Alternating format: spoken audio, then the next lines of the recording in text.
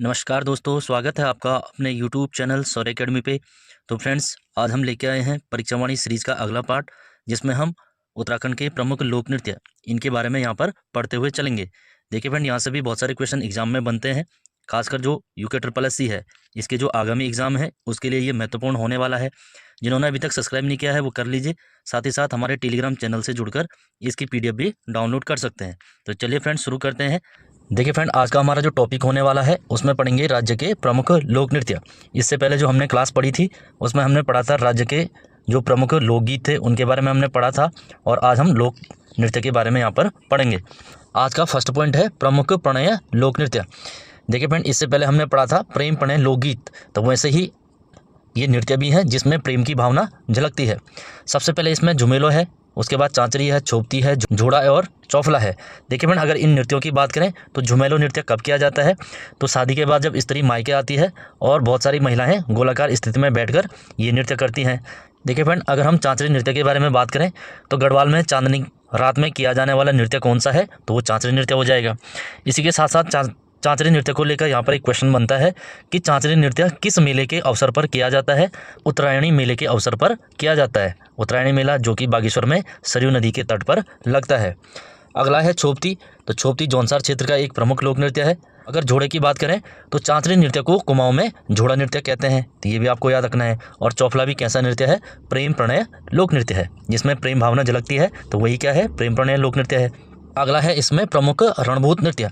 देखिए फ्रेंड, अगर हम रणभूत नृत्य की बात करें तो रणभूत नृत्य ऐसे लोगों पर आधारित होता है जिन्होंने इतिहास में कुछ बड़ा काम किया है, या फिर जो इतिहास में बड़े योद्धा हुए हैं उनको याद करने के लिए इस नृत्य का प्रयोग किया जाता है, या फिर इस नृत्य को यहाँ पर किया जाता है। उनको कहते हैं रणभूत नृत्य।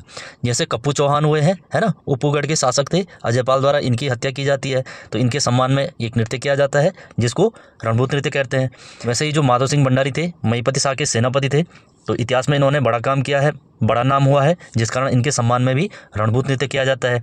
कालू भंडारी तो माधव सिंह भंडारी के पिता थे और मानसा के ये सेनापति थे। कैंतुरा हो गया, रणरौत हो गया, भानु मोपेला ये कुमाऊं में फेमस हुए हैं। सूरजकौल हो गया, गढ़ सुमरियाल हो गया, तो ये सारे क्या हैं? ऐतिहासिक ऐसे व्यक्ति हैं जिन्होंने इतिहास में कुछ बड़ा काम किया है, तो इन्हीं के सम्मान में ये नृत्य किया जाता है। तो आपको ये याद रखना है रणभूत नृत्य में कौन कौन आते हैं? तो ऐसे ऐतिहासिक योद्धा जिन्होंने अपने जीवन में कुछ बड़ा काम किया है, जो योद्धा हुए हैं।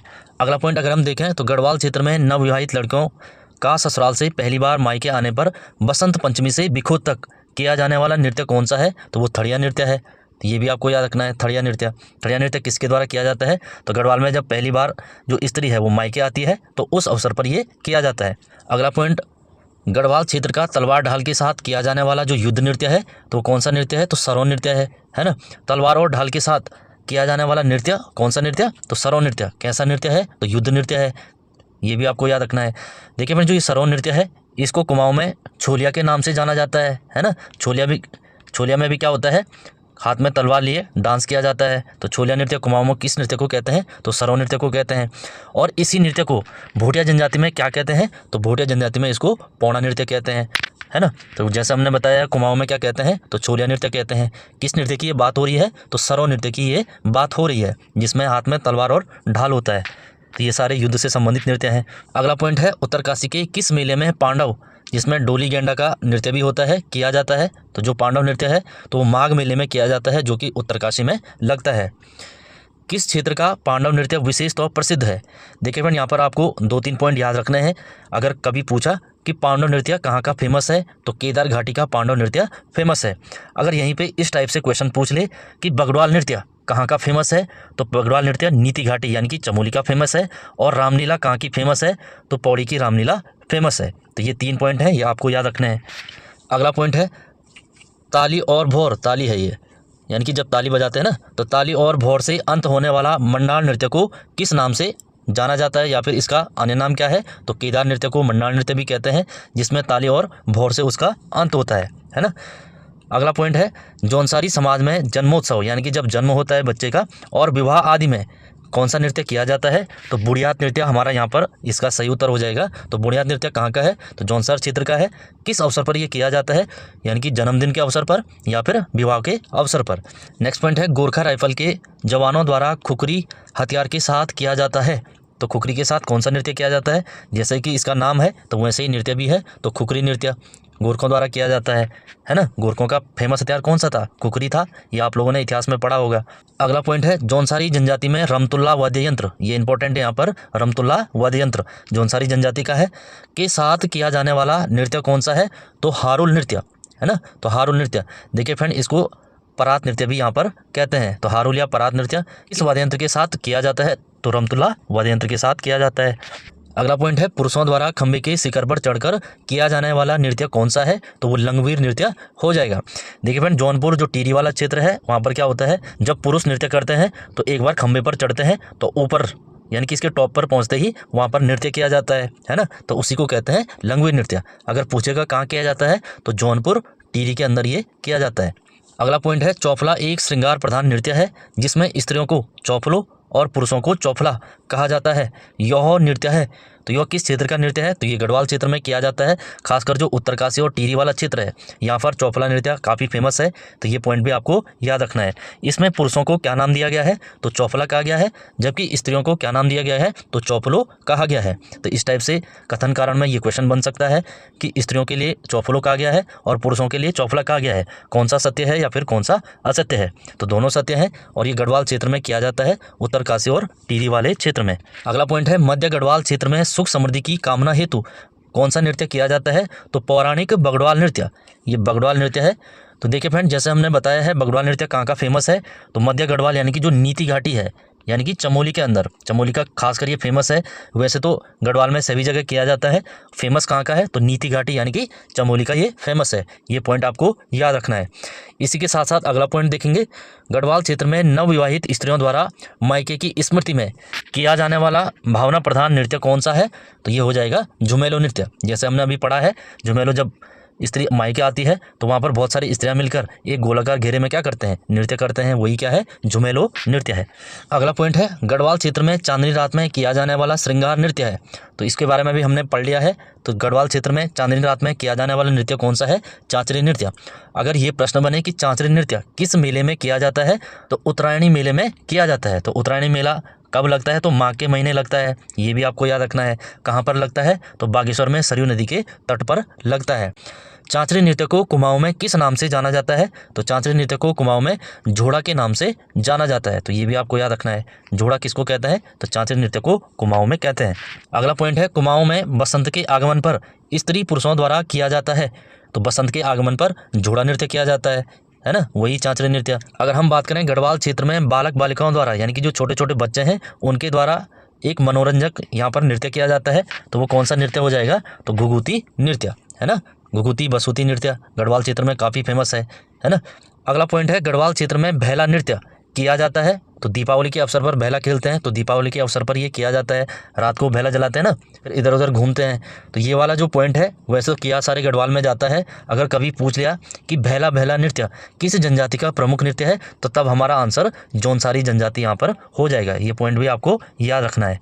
अगला पॉइंट है नागरजा यानी कि नागराज, नरसिंह एवं पांडव नृत्य आधारित होता है। तो ये सारे नृत्य किस पर आधारित होते हैं? सिद्ध या पौराणिक जो पुरुष हैं उन पर ये आधारित होते हैं। ऐसे पुरुष जिनका उल्लेख हमें पुराणों में मिलता है ना। नरसिंह का नाम मिलता है, पांडवों का नाम मिलता है, नागराज का नाम मिलता है। तो ये सारे क्या हैं? सिद्ध पुरुष हुए हैं या फिर पौराणिक पुरुष हुए हैं। अगला पॉइंट है कुमाऊं क्षेत्र में गीत गायन प्रतियोगिता के रूप में दिन रात किया जाने वाला नृत्य कौन सा है?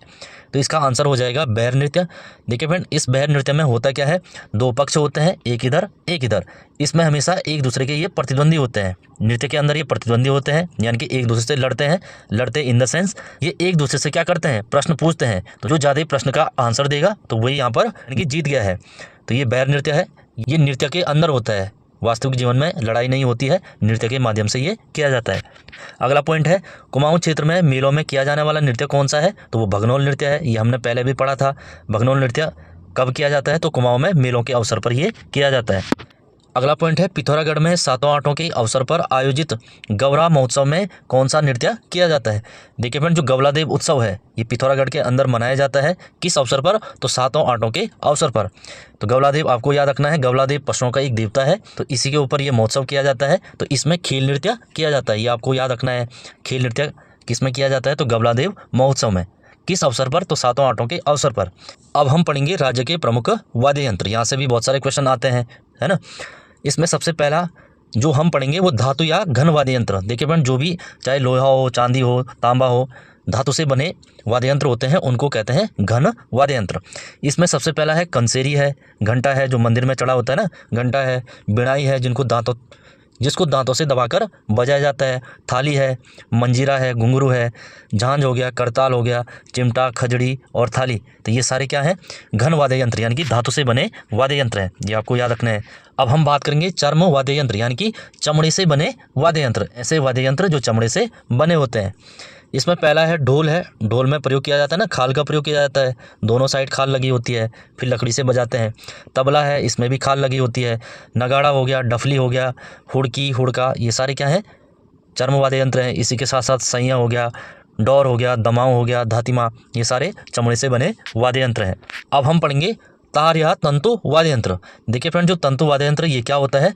ऐसे वाद्य यंत्र जिन पर तार लगे होते हैं, तार लगे होते हैं ना, ऐसे ऐसे, जैसे गिटार पे लगा होता है, वीणा पे लगा होता है ना। तो इस टाइप से कौन कौन है? एक तो सारंगी है, एक तारा है, दो तारा है, वीणा है।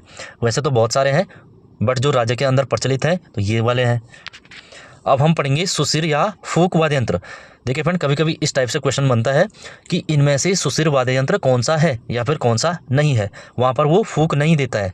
तो आपको याद रखना है सुशिर वाद्य यंत्र क्या होते हैं? जिन पर फूक भरी जाती है फिर वो बजते हैं, जैसे बांसुरी है, रणसिंगा है ना। तो ये सारे क्या हैं? सुशिर या फूक वाद्य यंत्र है। इनमें कौन कौन प्रचलित है? एक तो तुरई है, रणसिंगा है, नागफनी है, नागफनी इस टाइप का होता है ना, नागफनी। अलगोजा है जिसको बांसुरी कहते हैं। मसकबीन है जो मूल तो कहाँ का है? स्कॉटलैंड का है। इसके बारे में हमने पहले भी पढ़ा था कि स्कॉटलैंड का मूल वाद्य यंत्र कौन सा है? मसकबीन है। कितनी इस पे बांसुरियाँ लगी होती हैं? तो 5 इस पे बांसुरियाँ लगी होती हैं।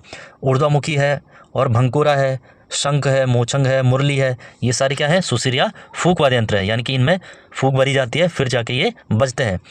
इसी के साथ साथ जो अन्य वाद्य यंत्र जो राज्य के अंदर प्रचलित हैं तो हारमोनियम है, गिटार है, आर्गन है, ये सारे क्या है? राज्य के प्रमुख वाद्य यंत्र हैं। अगर हम बात करें राज्य में सर्वाधिक जो प्रचलित वाद्य यंत्र है तो वो कौन सा है? तो ढोल, दमाऊ यहाँ पर इसका उत्तर हो जाएगा, क्योंकि राज्य का जो राजकीय वाद्य यंत्र है तो वो कौन सा है? ढोल है। ये भी आपको याद रखना है। ढोल को राज्य का वाद्य यंत्र कब घोषित किया गया? तो 2015 में ढोल को राज्य का वाद्य यंत्र घोषित किया गया। यहाँ पर 2-3 क्वेश्चन बनते हैं।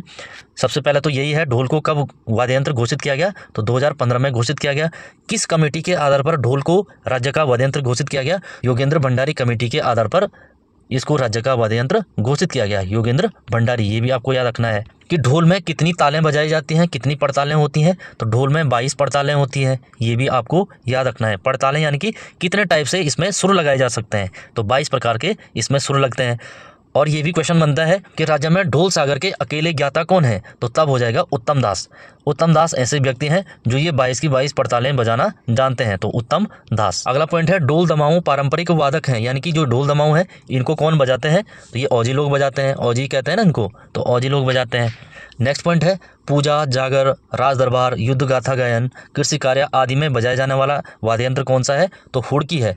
ठीक है फ्रेंड, जो ये हुड़की है प्रमुख तो कृषि उत्सव पर ये बजाया जाता है। जो कृषि उत्सव होता है तो रोपाई गुडाई के समय तो ये बजाया जाता है, खासकर ये कुमाऊं साइड प्रचलित है, तो ये भी आपको याद रखना है।